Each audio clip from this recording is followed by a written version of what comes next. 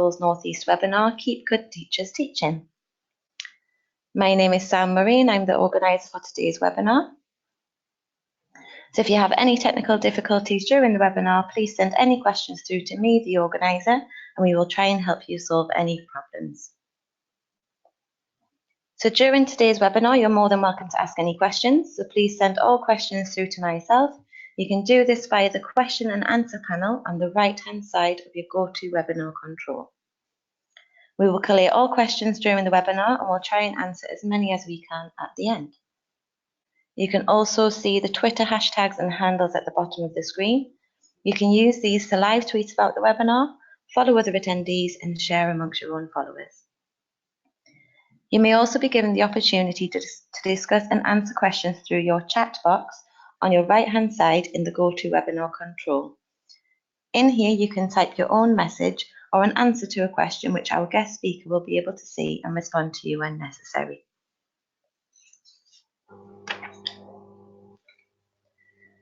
So Jobs in Schools North East. In 2015, Schools North East was challenged by local head teachers to find a solution to the fact that schools were struggling with recruitment. They wanted to find a regional solution that was affordable for schools. So in January 2016, we launched Jobs in Schools North East, the only North East education-specific recruitment portal. So since January 2016, we have grown the site from 60 schools to 200, with over 1,700 candidates signed up to receive job alerts, and we are committed to growing this further. Jobs in Schools North East is not for profit, so any surplus made will be ploughed back into improving and growing the website.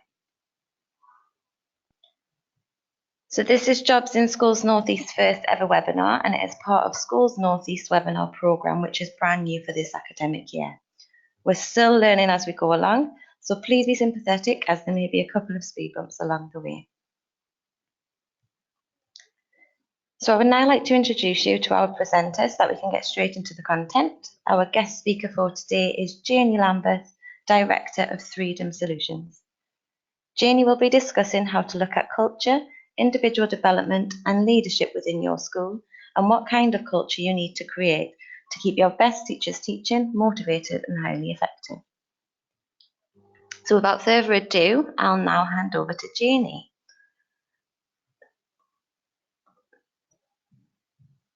There we go. Thanks, Janie. Thanks, Sam. Sorry, I was talking to myself for a minute then. Good afternoon, welcome. Retention. It's a well-known fact that teachers are leaving the profession and it's a concern. I did initially think about gathering loads of data to share with you, but then quickly changed my mind because we've heard it before. And what's happening in your school may or may not reflect the national picture. So I changed tack. Let's make it positive and think about what you can do to keep the good teachers teaching.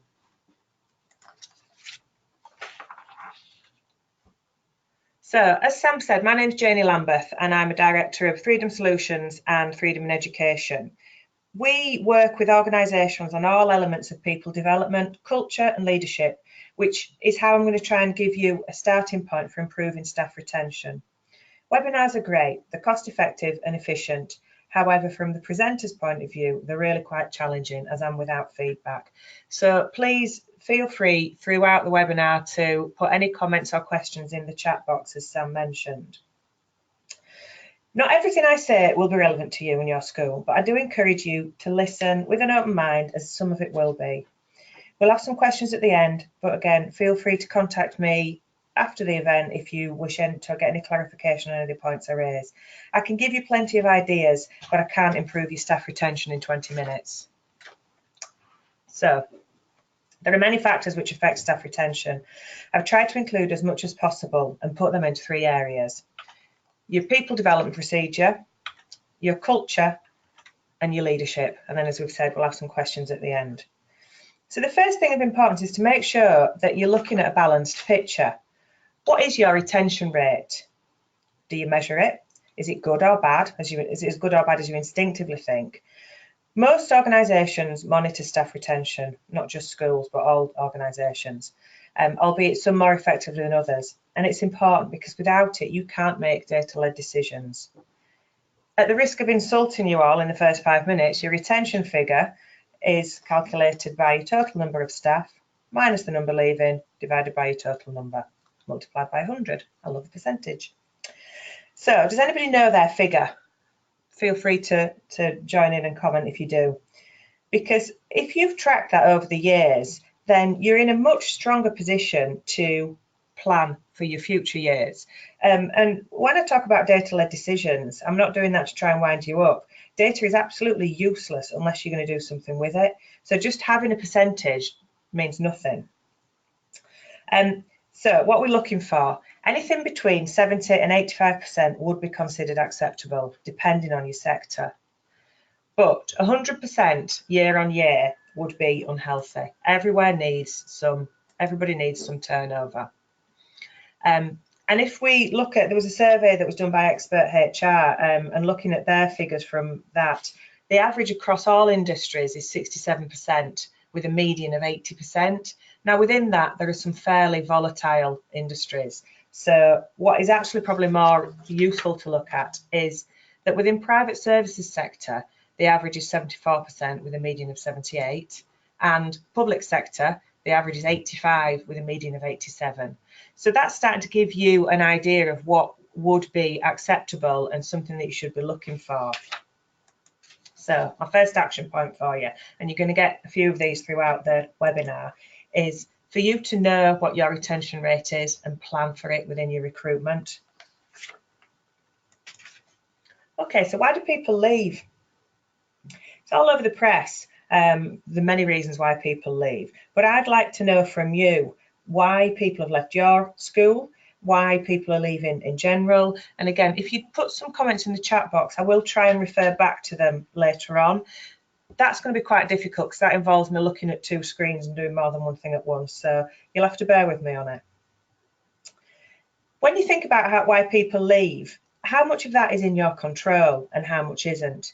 Because some of the reasons, for example, if a family decides to relocate, you can't move your school. So that is completely out of your control. However, there are many examples and studies that show people join an organisation and leave a boss. We'll come on to that a little bit more later as I try to use some of the answers that you put up there. So somebody's going to leave. How many of you do an exit interview? And again, those of you who do an exit interview, how many do one well and use the information for something?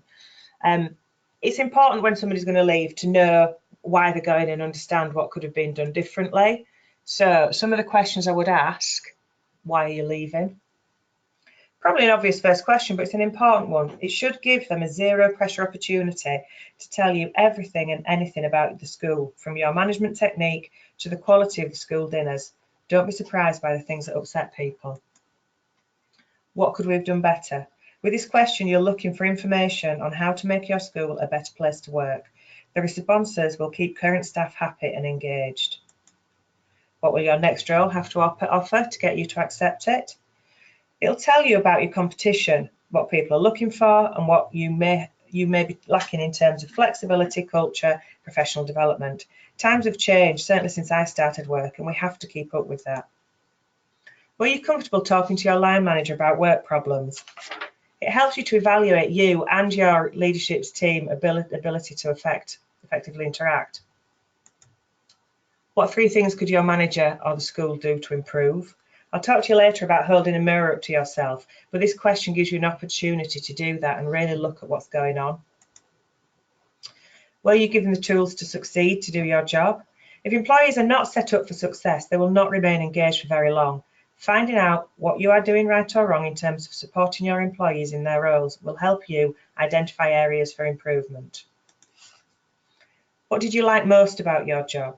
What would you change about it? If the job or the position itself was the problem for your departing employee, then finding out their likes, dislikes, and what they'd change about the role will help you avoid running into the same problem with their replacement.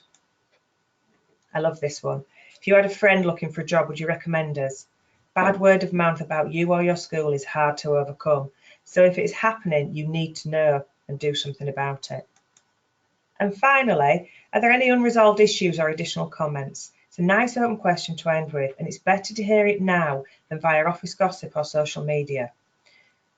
The other thing about exit interviews is it's not always appropriate for you to do the interview, you need to think carefully who should do it and be prepared to accept the feedback. More of that later. So, developing your people. Train people well enough so they can leave, treat them well enough so they don't want to. I appreciate Richard Branson's not a head teacher. However, I think we can argue that he's fairly successful when it comes to getting the best out of people. It's important that you have a process, and I don't believe in processes for process sake, but people need to know that they're being invested in and that you are interested in their development. And that process is really quite simple and starts with the interview. You need to start as you mean to go on, set a really high standard at that point. And then when they join, make sure you've got a clear induction plan and make them feel welcome, manage their expectations so they know what to expect when they come into your school. And then throughout their work with you, make sure you give them regular development reviews, invest in your people and make it positive. And then if they do leave and you get that exit interview, hopefully it will be full of real positive information. So with regards to retention, the most important part is the development review. It's an ongoing process, is performance development, and there are some simple rules to stick to. Make it an annual formal conversation, at least once a year. And it's to establish progress from the previous review and objectives for the following year. At least once a term, have a conversation to track that progress and see where additional support may be required. Make these as important as anything else in your agenda. To cancel them says you and your development aren't as important as whatever else has come up. What is important is the quality of the conversation. A form, which if you want one I can let you have, is just a means of documenting the conversation. Good quality conversations involve active listening, open questioning, probing for further information, and creating a coaching conversation where the employee is able to explore their own solutions. Try and avoid telling them what you would do. Everyone is different and there are more than one way to skin a cat. Make sure objectives that are set are SMART, being specific, measurable, achievable, realistic and time-framed, and make sure the conversation is a positive one. A development review is not the time to bring up mistakes. These should be tackled at the time if necessary. And I think it's important to make sure you distinguish between development reviews and performance management. Performance management should be about people when they are underperforming, as opposed to somebody who's doing a good job and you want to develop them. So my second action for you is to have a process and stick to it. Make it clear that the development of your people is important from a positive point of view, not just for monitoring results. So that brings me on to culture. We go into many schools and you can often sense the culture even without meeting the staff or the students. I'm sure you'll have mission statements, school visions, or some other way in which you try to portray what the school is about and how people behave. However, I've never been into a school where the mission statement is disheartening, negative, or disillusioned. But actually, I've been into many staff rooms where that is the feeling. Now, I know no head teacher would aim for that to be their chosen culture, but it happens. And making sure that you create a culture to match your mission statement is sometimes easier said than done. So, another action for you, define your desired behaviours and share them. Do you misbehave? I'm just going to leave that hanging because I'm sure you will do. It's about admitting to it. So, a few things in terms of developing this culture, a few do's and don'ts. Don't tolerate bad behaviour. You should set your stall out as to what is expected. These are your values and behaviours and expect your staff to demonstrate them. You must nip them in the bud when people work against them, and you shouldn't have the majority of the workforce modifying their behaviour to accommodate someone who is difficult.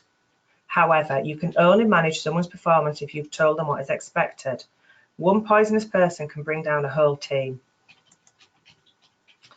Through regular reviews, you have the opportunity to set objectives for people to change their behaviour. So it's important that you discuss that when you're doing the reviews. You talk about attitude as well as action. You must praise the good stuff. When you see what you want demonstrating, make a big deal of it. You do it with the students and should do it with your staff. Your inset days or staff meetings are an opportunity to work as a team on what you want the school to be and agree what is acceptable and unacceptable behaviour, and then model that behaviour you expect from the pupils. Perfection. Only openly admit your mistakes and lose the need for perfection. If anybody's interested in team dynamics, there's a book called 5 Dysfunctions of a Team, in which the author talks about the first step of building a really strong team as being able to show vulnerability, admit mistakes and ask for help. You need to make this okay. I could talk forever about the damage done by perfectionism, and I've never seen as many examples of it as I do in education. It damages confidence, self-esteem, results, development, just everything. So it's really important to knock that on the head. That doesn't mean that you're not working to be the best you can be, but the best you can be is not perfect. And the last one, have some fun. It might sound silly, but we should be working to live. And we all know that to go home and have fun is important. We instinctively know that. So why not do it at work as well? So finally, leadership. I asked you why people were leaving, and as far as I can see, we haven't had any answers to that. So I'm going to make some assumptions that you feel people are leaving partly because of workload. And that's important to consider because actually, again, a survey that was done, it was actually by the Department for Education, looked at the drivers of workload pressure and found that actually 51% of respondents said that tasks set by middle and senior leaders were causing them undue pressure. They also said that 35% of them said anyway that the local and the school level policy were the things that were putting them under pressure. Now, I'm not saying that Ofsted and national level policy don't play a part. They obviously do, but so do you. And this is the bit about you taking control and looking at things that you influence. And it's the uncomfortable bit, because if you really want to nail this, you need to look at yourself. What impact are you having on your staff? If I came into your school and interviewed your team, what would they say about you as a leader? Would they describe you as you would like to think you are? I'm working with a few head teachers who found out the answer to those questions. And it takes courage to hold a mirror up to yourself in this way. But it's the only way that you will create the vulnerability. The next thing about leadership is looking at control. And it is really, really personal. So I'm just going to give you some things to think about from our experience of working in schools and other organisations where we see opportunities to cause damage, if anything. So as a leader in school, you are likely to have more experience than the person who you are managing. However, that does not mean you have the right answer. People have different strengths and preferred ways of working, so sometimes we'll approach a task with a completely different mindset, and that sometimes is okay. You know that people learn by mistakes. I hope you do. So your team, who are in effect your students, need to be able to make mistakes. They will know when they have and will learn from you. So again, an action for you. Let go of some of the control and allow mistakes. No such thing as perfect, remember. It's about your good teachers staying teaching, so your role should be support and encourage, not dictate and control. Which brings me on to feedback. My current campaign is this. As human beings, we need 5 parts praise to 1 part criticism to be able to take the criticism and use it positively. Genuine praise for things well done help our confidence and self-esteem, meaning when we receive criticism, we are in a strong enough place to process it and use it to our advantage. I'm working on the premise now that feedback is given with a positive intent. If you think about where teachers get their praise and criticism from, you soon realise they don't get that balance. None of us do, but the nature of parents and our media make it particularly difficult for teachers. So how do we help them? Ask, don't tell. I've mentioned this already, but people often know when something could have been better, so rather than tell them, ask them. It then becomes their idea without any perceived criticism from you. Ignore it.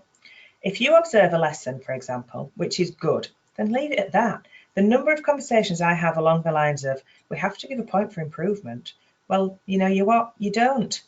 You don't, because sometimes that undoes the effect of all the brilliant work they have done for the sake of one minor point, which, back to your control again, might just be your opinion.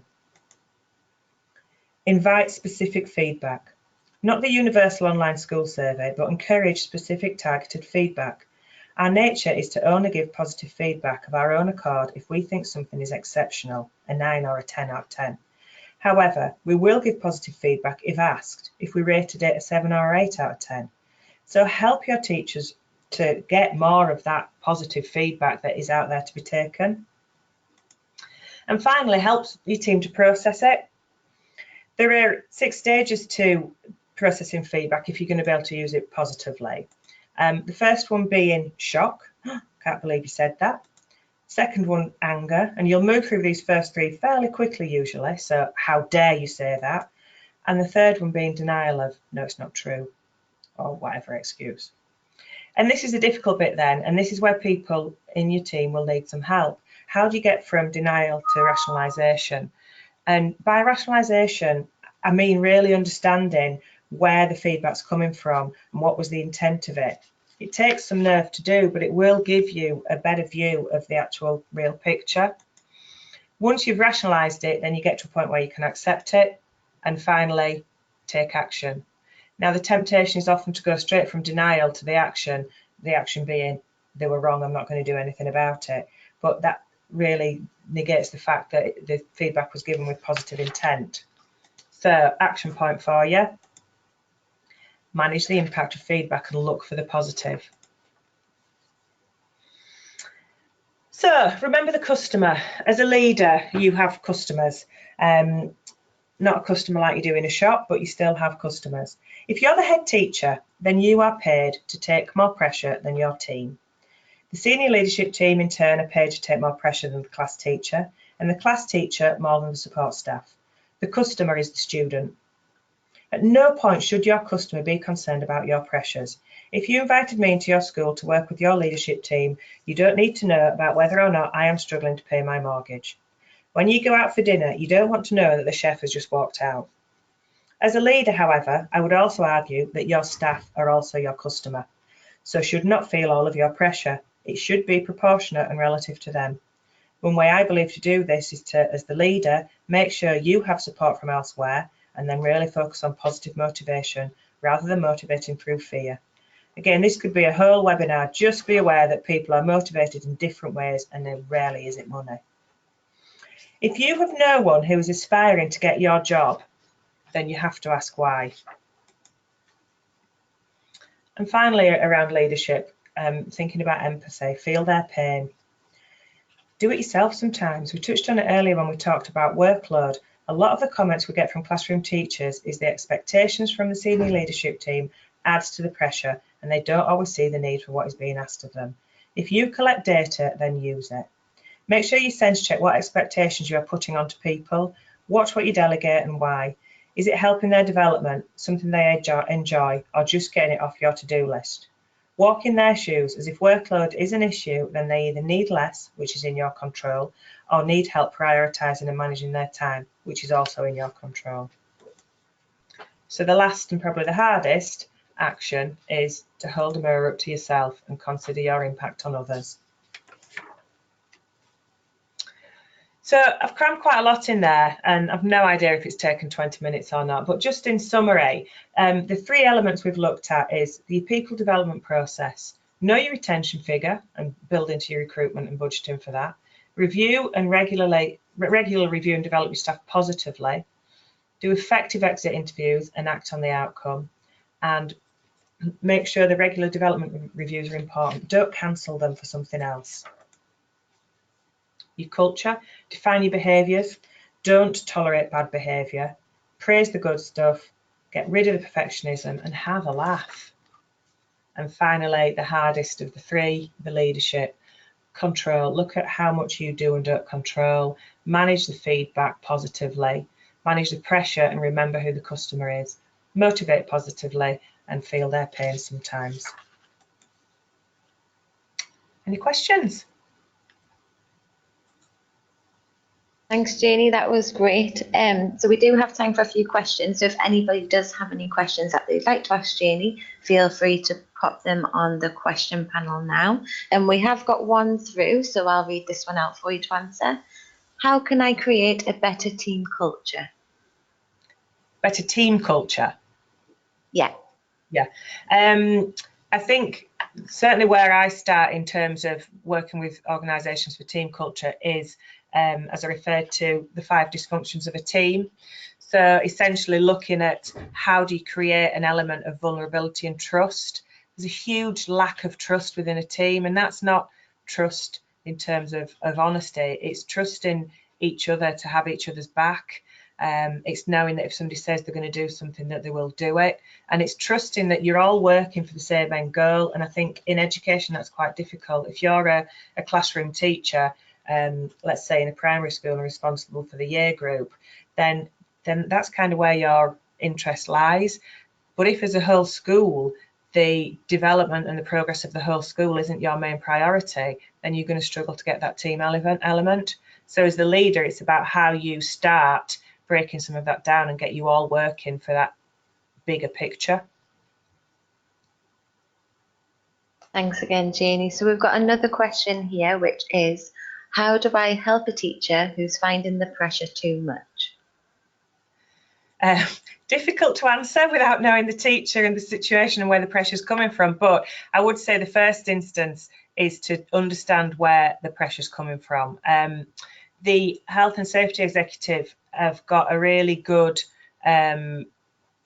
it's like a questionnaire. And if whoever's asked the question wants me to point them in the right direction afterwards, then get in touch. It's a questionnaire that will break down all the elements of somebody's job, and we'll start highlighting whether it is something around control or the environment or the actual job duties.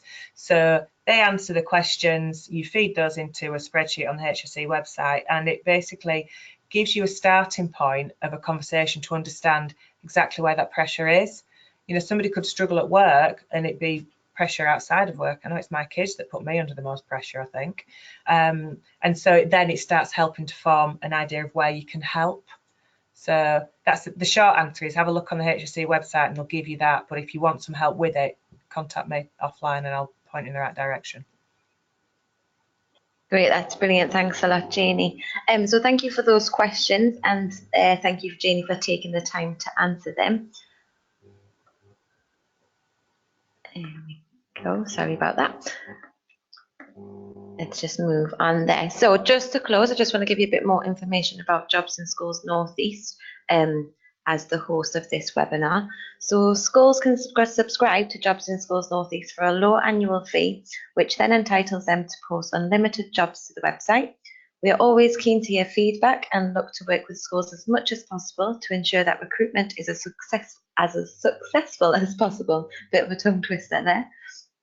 So for more information or to register, look at our website, which is www.jobsinschoolsnortheast.com.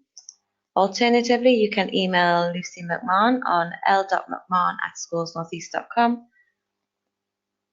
And then if you want to contact her directly, there is a telephone number on the screen as well. So just before you all leave, I'd like to take this opportunity to update you on some of the Schools North East upcoming events. So this academic year has already been jam-packed with events, and we've got lots coming up over the next few months. So here are some of the highlights. So this Wednesday, the 28th of March, we have our 4th annual Future Ready conference. This year, we're going to be having a look at the new career strategy, which the government launched this year, which will be statutory for all schools and also affects primary schools as well. And so this place is still available. You can visit the website and have a look for that if you'd like to book. Then on Friday, the 20th of April, so when we get back from the Easter break, we've got our Northern Governance Conference, which is taking place at St James's Park. And then Tuesday, 24th of April, we've got another webinar, which is an evidence-based webinar called Ready-Made Staff Meetings. And on Thursday, the 10th of May, you can join us for our inaugural Academies Conference. So this place is still available for all of those events. If you want to book, you can go on our website and find the events and the booking pages on there. So keep your eye out for more webinars as our new and exciting webinar program unfolds. And then for more information and to book a place at any of our upcoming events, look at the website. As I said before, it is www.schoolsnortheast.com/events. Alternatively, you can email info@schoolsnortheast.com and there is our contact number. So that is all we have time for today's webinar. We would really appreciate any feedback, so please take a moment to fill out our short webinar exit survey. We'd like to thank Janie for providing us with the content for today, which was fantastic. And on behalf of Janie and Jobs in Schools North East and all the team at Schools North East, thank you for joining us and taking the time to attend the webinar. We hope you enjoy the rest of your day. Thank you very much.